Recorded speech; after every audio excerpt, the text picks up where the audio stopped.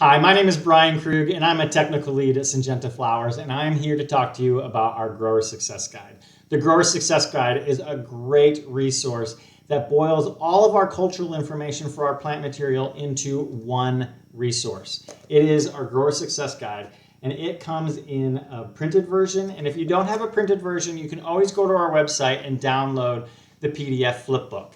Now, this is part 3 of a 3-part series. In parts 1 and 2, we talked about the annual information and the perennial information that we have in the Grower Success Guide. Now in part 3, we're going to talk about information that isn't specific to necessarily any plant material, but all the other resources available.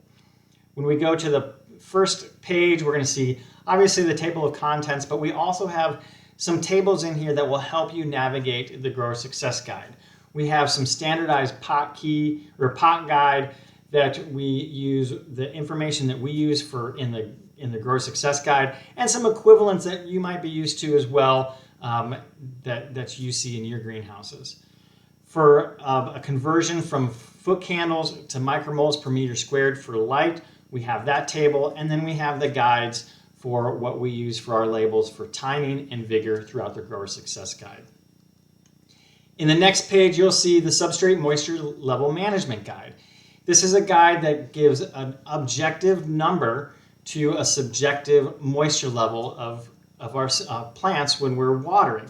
And it's a great resource. We have a full-length video that talks about this in more detail. I encourage you to go look at that. But you can see it right here in both English and Spanish.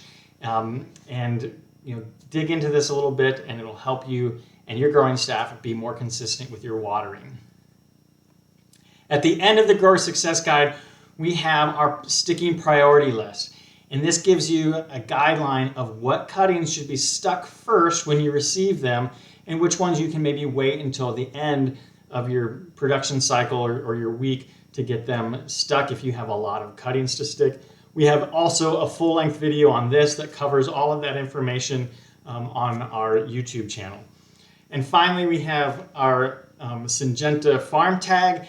This farm tag has so much information about the stock plant and where the cuttings in the bag that you received came from. We also have a full-length video describing how to read our farm tags, but this information is here on our Grower Success Guide as well.